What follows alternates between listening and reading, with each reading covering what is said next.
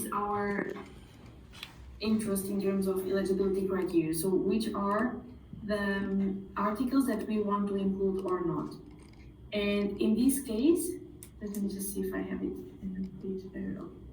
So in this case, we have this table where we define that we want phase 2 or 4 controlled clinical trials. So we have randomized controlled trials, and we define all the criteria for each of the components: study design, population, treatment, intervention, comparator, outcome. And this is our criteria. So what we have now is that you separated all this information per each of the records, right? So you are telling me that the population included in this abstract is non-small cell lung cancer, that this is an RCT, that you see, let's say, overall survival. But this is just the criteria. This is what is there in the abstract. We need to define, or we need to now move for the decision phase. And then what we do is that in this is just, we manually have 2 reviewers. Okay. So what the reviewer does is that it goes for each of the records. Here we have the identification of the record, and it says, I want to exclude this because this is the wrong study design. Okay. This is a phase 1 instead of a randomized control trial. Okay. Then second one, again, this is a trial enrollment and not a randomized control trial. But this one is to include, this one is to exclude because it's radiotherapy and we don't want this as an intervention. So this is the kind of information we capture to know if we want to include or exclude.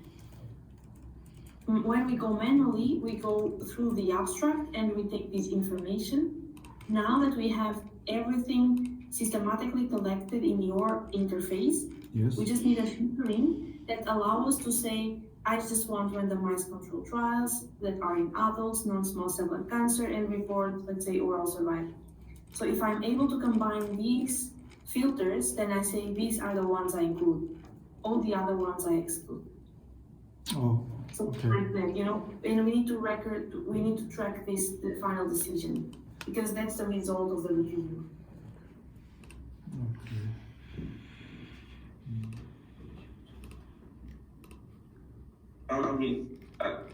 It probably should add that the only you should be able to say is that, you know, when we screen the abstracts, we need to say whether we're including them or excluding them.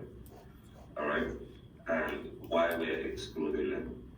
And we use the information you've extracted, or information similar to what you've extracted from the abstracts to be able to achieve this. So it's taking the information you have at the moment in the SLR platform and using that information to be able to come up with similar classifications like Louisa is showing us now. Okay, let me see that. I have a question. Do you think? I still think do you think that if when you make judgment whether it's included or excluded, you make judgment by one or several columns, right? Right. Several. Yeah. So I think one simple solution is that for each column we give you a filter option, right? You can just select and say this should be a RCT, so the system will automatically select all RCT, or like a non-RCT will be automatically excluded, right? That means you should do this some operation. I think this is easy to be the computer side, because when we tag all the things, you can just give you an option to select. And another more smart method is that when you select one excluded, you just select excluded or included.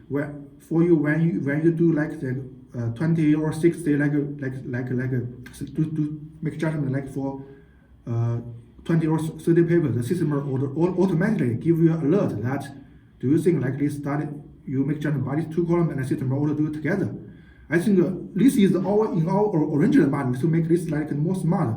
But for me now do you think that the first method is enough to use for the kernel to test your system, or we just the tool just give you like field options to help you to like to do the filter use list 1,000 like 1,000 or more columns?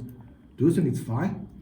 We need the filter and also something to say let's include or exclude.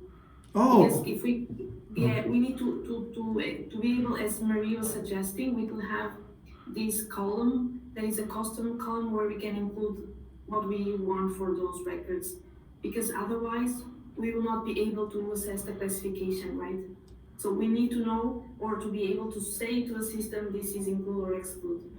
okay. So the way I see the workflow is I put all the records there, the tags they work and they give me all the information. I go to the filters and I say I want non-small cell lung cancer, blah blah, and I put all the criteria in those columns. And then I say, okay, this is the final list of included, but then I need to put that there in a way to say these are the ones I'm including. Okay, then I got it. So we So like a column like this, like this column we have here. We need this yes. column. We have all these columns in the text, and then the final one needs to be this one. Include or exclude. Okay, so still the system should have like two columns for like the first reviewer or the second reviewer, or No, in our system we can only, this is the manual one, but Yeah. for now to test, I think we can only have one. That's Okay. the automatic. okay. We don't. I have a question. You mentioned about having smarter results. So do you have logic? I'm not sure, I'm sorry if this is a silly question, but do you have logic that could predict if it's include or exclude? Or we have to do that manually?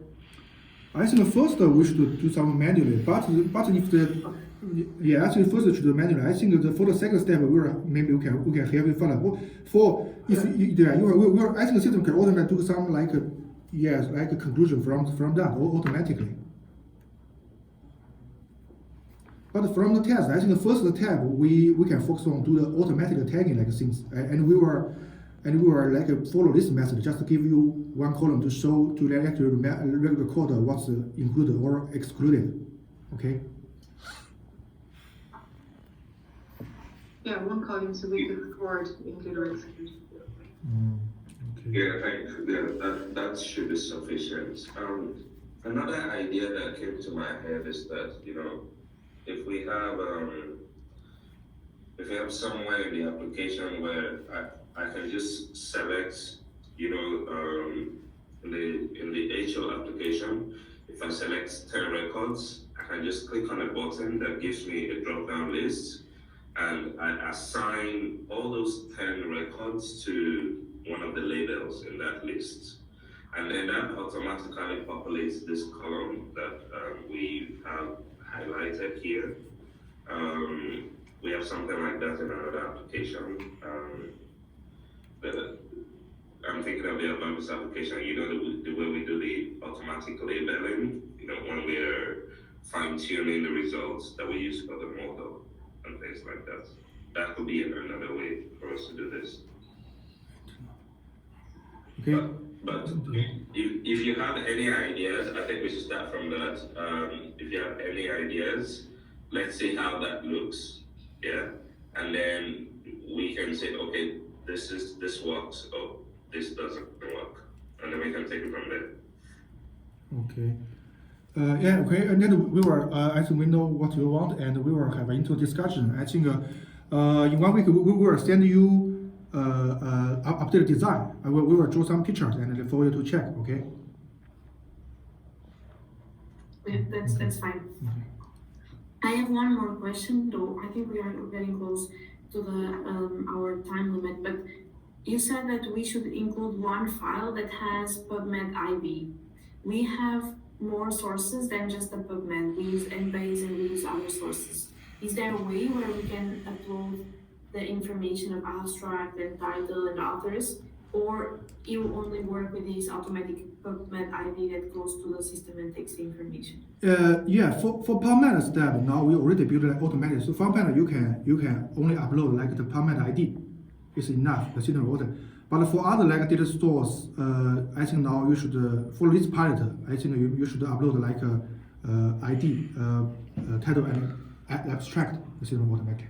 Okay, so I think I will, when sharing all these files with you, you will see what's the information we usually have, and then you can guide us on then what's the format and what needs to be uploaded in the system for the text to work. But you will see which kind of records we have. I will send you what we have for non-small cell lung cancer. Yeah. You can send other for data road. I think you can send other roads. We find it later. We will check. I think we will check it for you. Okay. Louisa, do you have any other things to show to me? No, that's it. So the only thing is that I will, for each of the questions that we have, I will show you this Word document where we define the rules for the selection, and I will send you an Excel file with the records.